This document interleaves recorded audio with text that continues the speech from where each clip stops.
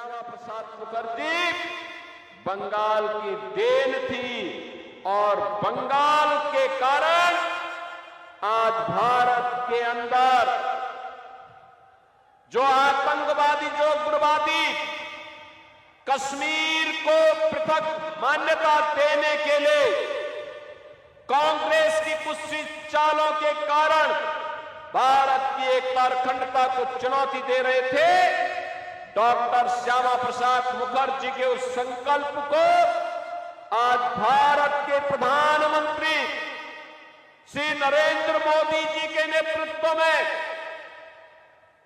उस सपने को जो कभी बंगाल के सपूत डॉक्टर श्यामा प्रसाद मुखर्जी ने देखा था, उस सपने को साकार करने का काम आज के यशस्वी प्रधानमंत्री श्री नरेंद्र मोदी जी के नेतृत्व में आज पूरा हुआ है।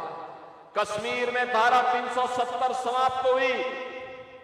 कश्मीर में भारत का कानून वैसे ही लागू होता है जैसे बंगाल, बिहार और यूपी के अंदर लागू होता है। बहनों और भाइयों, मैं तो आप सबसे इस बात की अपील करने के लिए आया हूं कि जो लोग पिछले 15 वर्षों से बंगाल को पहचान के संकट के दौर से गुजार दिए हो, जिन्होंने बंगाल को टेरर का, माफिया राज का और कटमनी एंड करप्शन का अड्डा बना दिया हो, वह टीएमसी अब नहीं चाहिए। इन लोगों ने यहां पर आम जनमानस के सामने, नौजवानों के सामने, बेटी और बहनों के सामने एक भय का माहौल पैदा किया है।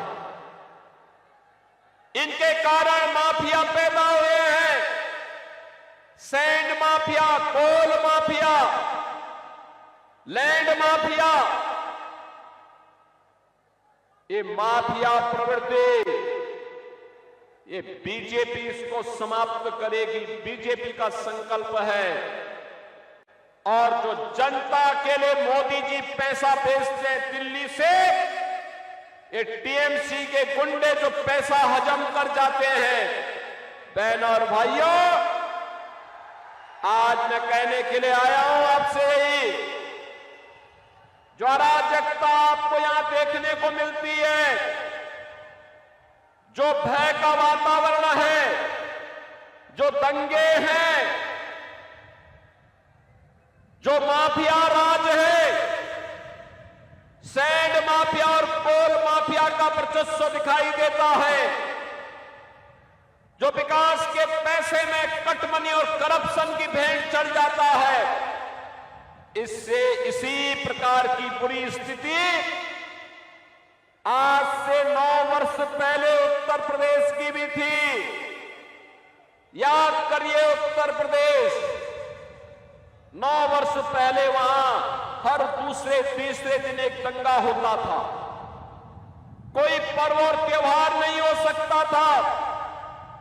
बान और बेटियां सुरक्षित थी, गुंडागिर्दी चरम पर थी, अपराध चरम पर था, माफिया हावी थे और जनता की सुविधा और जनता के विकास के लिए आने वाले पैसे में ऐसी डकैती पड़ती थी। इसका उपचार केवल और केवल एक है, और वह है डबल इंजन की भाजपा की सरकार। डबल इंजन की भाजपा की सरकार। बहनों और भाइयों, आज आप देख रहे होंगे, जब उत्तर प्रदेश के अंदर माफिया की हड्डी और पसली को यूपी का बुलडोजर ठीक करता है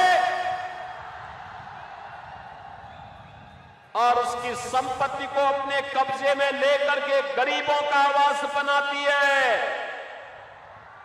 तो माफिया राज समाप्त हो जाता है।